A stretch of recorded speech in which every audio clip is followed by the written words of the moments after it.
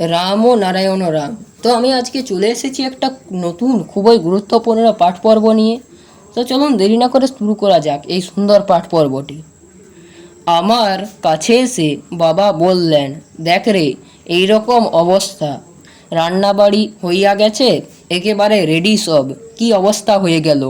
14 জন গেছে ছেলের বাড়িতে, 14 জনেরই ছাতি পেটা খাওয়া অবস্থা। সবাই এসে আমাকে ধরেছে। আমি তো ছেলেকে চিনি না। একটা ঘোড়ার গাড়ি করে আমাকে নিয়ে গেছে। আমি যেই ঘরে ঢুকতেছি, এই এলো 15 নম্বর।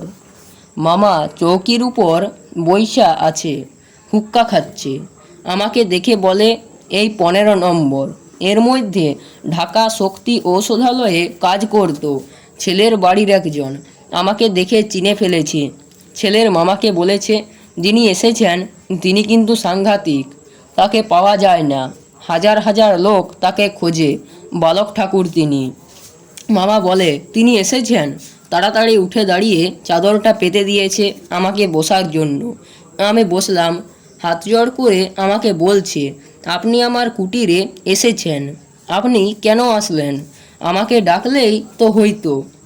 আমি বলি, কারণ ছাড়া কি আসছি?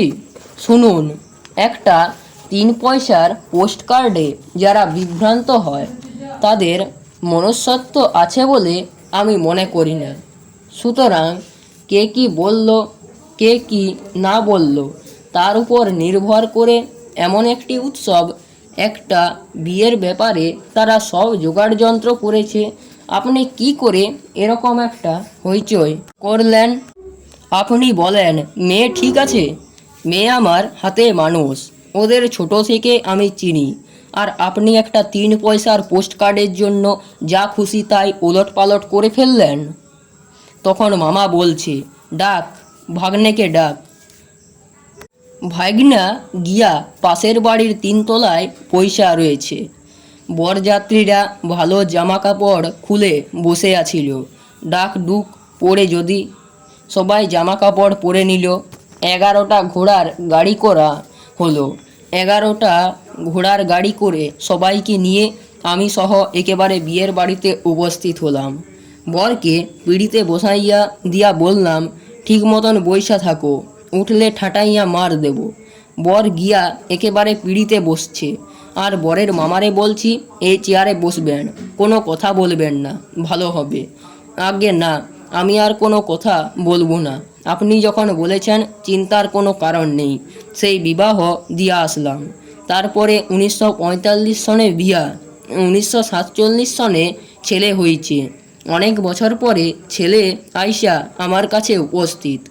আমারে ডাকছে, দাদু। কে? আরে বেটা, আমি আবার দাদু হইলাম কবে? সেই বিয়া, এর মধ্যে আর দেখা নাই কিন্তু। তারপরে এই দাদু, আমি একজনরে ভালোবাসি। তুই কেটা? তুই কে সেটা আগে বল। দাদু, আমি অঞ্জুর ছেলে। কোন অঞ্জু? তখন বলল খুলে। আরে সর্বনাশ, তোরও বিয়া দেব নাকি?